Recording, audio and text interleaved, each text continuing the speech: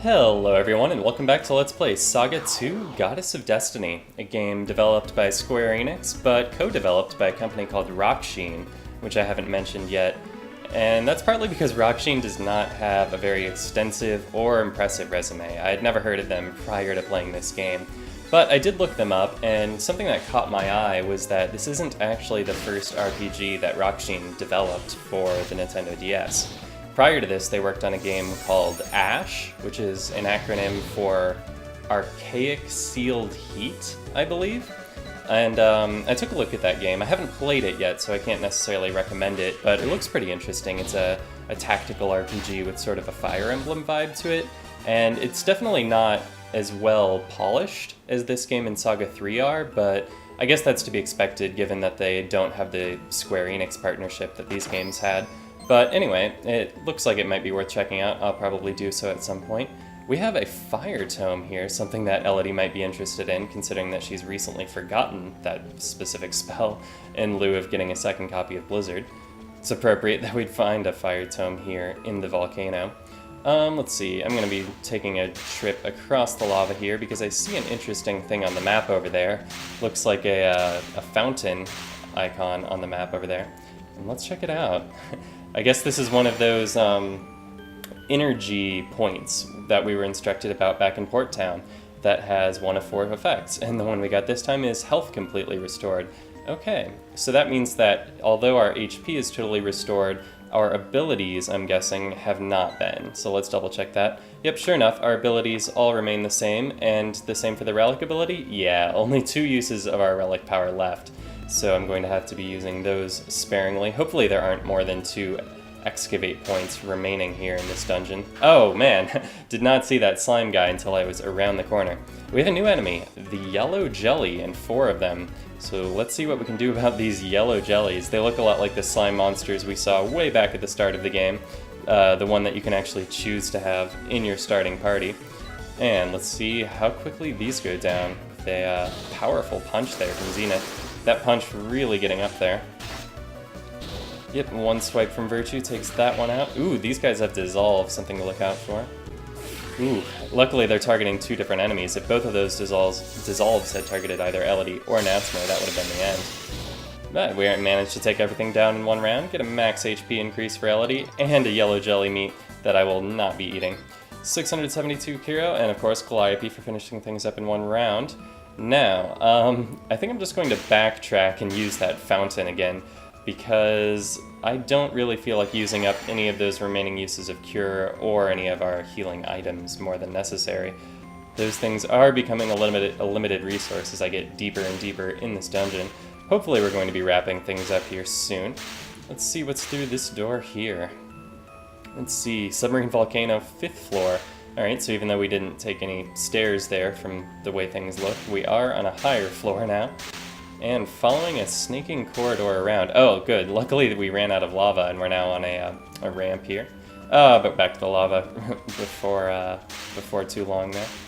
Let's see what we've got up here. Alright, so we're alternating between lava and non-lava sections as we go up this incline. It looks like we're approaching the summit though, so we should not be dealing with this lava for too much longer. Luckily, of course, only 1 point of damage at a time.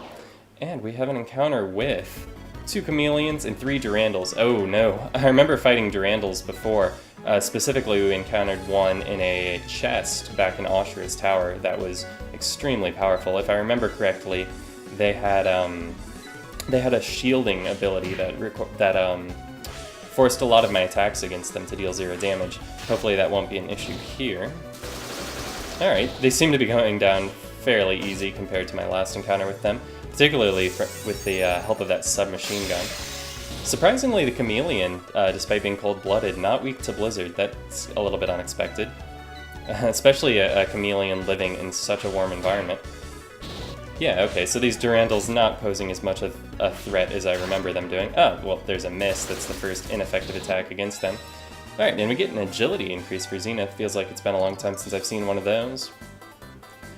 And with that, ooh, Iratu evaluation. I like the look of her evaluation. Very rosy looking.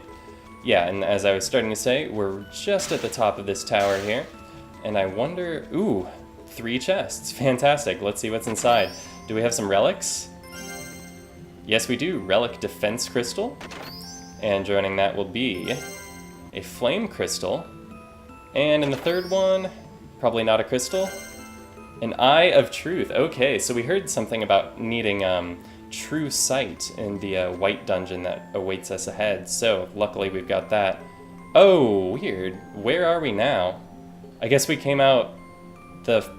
Okay, so I'm a little bit confused because this looks like the same place we entered the volcano, and yet I'm seeing different things on the map. What is this? Oh, we can see enemies on the map now. Because I got that Lens of Truth relic, I can now see the positions of enemies on the map. That seems extremely useful. Alright, well, we've got to fight against a big eyeball here. This one should not take terribly long. Just run through the usual attacks. Whoa, whoa, whoa there, submachine gun. Hold on. Do not want to use up any more of that than I need to. Yeah, sure. One hit on the eyeball, and we get to move along. So yeah, I'm going to be seeing the positions of enemies on the map now. That's a fantastic boon. I expected that this relic would only be useful for the one dungeon ahead, because that's how it was in the original game, but because this game has the mini-map, which did not exist in the original game, we now get an added benefit. There are a lot of enemies down here. I can't even see it on the actual screen unless I get right next to it, yet I can see everywhere using the mini-map now. So, with all of the relics from the undersea volcano obtained, let's head out of the ocean to our next destination. Okay, after resting up in Port Town, I'm back on my journey. I'm a little bit surprised that I never ended up encountering that mermaid character, either in the Submarine Volcano or anywhere else down there under the water. It seems like if we were going to encounter that character again anywhere, it would have been there. But I didn't see any exclamation points on the map anywhere underwater, nor did I in Port Town upon my return there. So I'm hoping that we're going to find out a little bit more about that character before we leave this world. But if we don't, I suppose I'll come back and investigate at some point. Now, I've passed Linstown, and we're now in the mountain cave outskirts. And we have a cave entrance right there, but I think I'm going to do a little bit of exploring before I head directly inside there. Now that I can see enemies on the mini-map, I know that by taking this route here, I can avoid that guy over there. And just walk right past this one as well. Yeah, this is a very welcome extension to our mini-map, allowing me to avoid encounters much more easily than I could before even. Ah, okay, and by wrapping around up here, I was able to find this alternate entrance to the cave. So let's go in here and see what we find. Now, if I remember correctly from the original game, it was the north entrance, that was a dead end with nothing but a certain chest inside of it, and the southern entrance was the actual entrance to this particular dungeon. Let's see if that holds true here as well. Maybe not. It looks like this goes a little bit deeper than I expected it to. I do see an excavate point, and also what might be a, oh, actually, no, that's nothing. I thought I saw another icon on the map, but it was just a wall wrapping around. Similar to how I was thrown off by that hole in the ground in the Submarine Volcano, which I now realize was just outlining the fact that I couldn't walk there. Alright, just an eye drops in this chest here, but let's see what happens when I go a little bit deeper. I'm still hoping to find a better treasure here. Wow, this one also not a dead end, apparently. Okay, well, it seems that I may have stumbled into the mountain cave proper, and maybe if I wanted to do some pre-exploring, I should have actually taken the south entrance. I may have gotten the two confused. Can I demolish this anthill thing? If you look on the map, there's an icon there. But I don't think that that's the icon that it's used in the past to denote something that's demolishable. So probably not. We do have an excavate point containing a Spring Breeze pendant, which I can only imagine is a gift for one of the muses. Let's see. I haven't done any fighting here yet, so let's see what sort of enemies we can find here in this cavern. We have yellow jellies, poisonous spiders, and that horse thing. And I think the only new enemy here is this poisonous spider. I don't think I've encountered those in the past. So let's see how it handles when it gets punched. Actually, let's use the submachine gun since we have groups of multiple enemies. And just the usual sword there from Virtue, and let's see how this goes. Alright, well the poisonous spider goes down in one hit, so it turns out that it wasn't much of a threat at all. But these yellow jellies are capable of dissolve, and it looks like those horse things deal a lot of damage with their attacks as well. So hopefully, okay, there's the dissolve I was expecting. Elodie goes down, but I think everyone else is going to make it out alive because there are only 2 enemies left standing at this point. But let's see what happens. 200 damage from Zenith's, enough to take down the horse. And 1 attack from Virtue takes out the slime. Okay, so only 1 casualty for this fight. Maybe Repsira will be happy with us for, for the casualty. She seems to get pretty excited when one of my characters goes down. Alright, so let's have Elodie heal herself, since she sustained some damage in that fight. And, oh yeah, I should really remember that I have this sleep tome. It would come in handy from time to time. But only if I actually use it. Alright, so let's go a little bit deeper in this cave here and see if there's anything to find. This mountain cave. Maybe find the mountain god that we heard some rumors about. It turned out that the dragon god was an actual person, so maybe the same is true of the mountain god. A much easier fight this time around, with everyone making it out alive. I suspect I was intended to come here before the Submarine Volcano, but I couldn't help myself. The Submarine Volcano is just like such an exciting location that it was the first place I wanted to head once I got to World 4. Anyway, heading deeper into the mountain cave now. Something I didn't mention earlier when I was talking about Archaic Sealed Heat is that that's also a Japanese-only game that received a fan translation. I'm a big fan of these fan translations. I like playing games that are Japanese-only, not because they're Japanese-only, but because, I don't know. I like the idea of it being a volunteer effort, a work of love rather than merely profit. But I understand that games are a business as well. Alright, anyway, heading down deeper now. I did just obtain an item, but I was distracting myself with conversation and I didn't even look at what it was. It was a rocket punch. Fantastic, okay.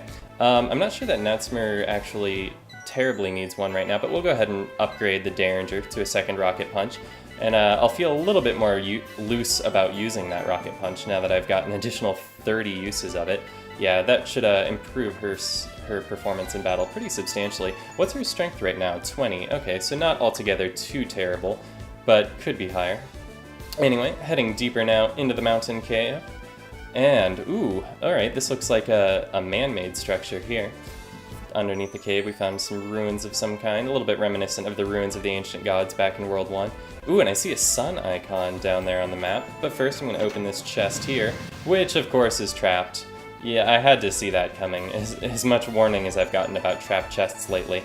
Let's see if I can get this guy from behind. It looks like I managed to do it. I need to, now that I know that these preemptive attacks actually exist, I need to go out of my way more often to get them. And even as I say that, I didn't actually get it this time.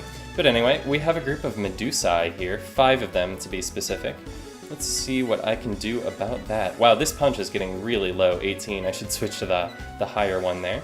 And a rocket punch from Natsmer, and the usual mithril sword from Virtue. Let's see how we can do against these Medusae. See if these are as threatening as some of the other enemies we've encountered lately. Ooh, wow, okay. They're capable of inflicting stone, which is a really devastating effect. And in most games, getting your entire party stoned is equivalent to a game over, as if all the characters had been defeated through damage. So I've got to be careful because I'm effectively down to 2 characters at this point, with 3 of them still remaining, and I don't have a soft equipped to deal with that status effect either. But, alright, let's switch it up to the submachine gun here, try to get lucky with that, and maybe take down 2 enemies in the same turn there. Hopefully they've sustained enough damage already that that's possible. Ooh, okay, Natsmer getting low on HP. Virtue missing, that's not good. I'm gonna jam the X button if I get the chance. Ooh, okay. No chance for combo on Natsmer's turn, but it didn't matter. I managed to make it out alive. Luckily, like, that was purely Lady Luck's doing that I survived that encounter. And before I fight anything else, let's do some healing. I saw that slime trying to come get me while I'm down. Uh-oh, I see that Zenith is still stoned, which is not good news at all. So I'm gonna have to do something about that. If I don't have any softs, I can always use my Stardust Staff to heal that. Maybe I shouldn't have sold off all of my status curing items. Alright, but anyway, I have 30 uses of the Stardust Staff remaining, so I don't feel too bad about using one on Zenith there. And let's proceed toward that sun icon. Was the sun icon a demolish point? You know, I don't even remember. Hopefully I'll be able to see what it is when I get there. Okay, there's a crack in the wall, so I'm assuming that is a demolish point. But before I can take care of that, let's fight, 7 Medusae. Alright, so I feel that I'm only going to be able to win this encounter if I make liberal use of that X button. So let's go ahead and do that. Pull out all the stops here and use up some of those friendship threads. Spread the power of friendship here. Let's see. I can't do that if the game doesn't give me the opportunity, though. Come on, X button. Oh, come on. I'm not getting any thread opportunities here at all. No shutter chances. Come on. And again, okay. Well, luckily, through my own metal, I seem to be doing pretty decently here. And, wow, okay, that's really fantastic. I made it through the encounter, not only without the help of threads, but without a single casualty and very little damage all around. Not only that, but Elodie was able to overwrite her redundant blizzard spell with something called Cold Wave. I'm gonna have to see what that is. I wonder if Cold Wave is, well, actually, there's no need to speculate. I'll just go look myself at what it is, because I don't remember this existing in the original game. Let's see, Cold Wave. Countless hailstones rain down like meteors. Okay, so it affects all enemies. Oh, okay, so Cold Wave is literally just the ice version of Flame. So Cold Wave is to Flame what Blizzard is to Fire. And I actually am going to leave that in the 4th slot, I think. I like having one all-targeting offensive spell and one group-targeting offensive spell, whereas if I replaced Blizzard with Cold Wave like this, and then I forgot Blizzard, then I would be left with 2 all-spells, so it's better to diversify my threats. So I'll leave Cold Wave at the bottom. Still, I'm pretty happy to have that. It's nice to be learning some new spells, and while we're in this menu, I might as well cast Cure on everyone. Unfortunately, that only leaves me with 7 uses, but we've gotten pretty deep in this cave, so I can't imagine that I have too much further to go. While I was in the menu, I also should have changed my map ability because I'm in need of some demolishing here. So let's equip that, and press the correct button to bring up the ability menu and demolish this, leaving me with 10 uses of my relic power, which is more than enough to excavate at that excavation site that I see over there, so I'm going to have to change my map ability right away, back to excavate. Pull out the Giant's Pickaxe, and head over in that direction to see what we can dig up. What could this be? The last thing I got out of a chest was a rocket punch, so I hope it's something along that caliber. Oh, of course, my inventory is full. So I guess I should have used up a potion instead of all of those uses of cure when I was in this menu just a few moments ago. I'll go ahead and discard that potion, since it only has 1 use remaining. And while I'm in here, I'm going to throw away these eye drops as well. I don't see myself needing those anytime soon. Alright, so what could possibly be in here? A Ninto. Okay, is that a katana maybe? Let's see.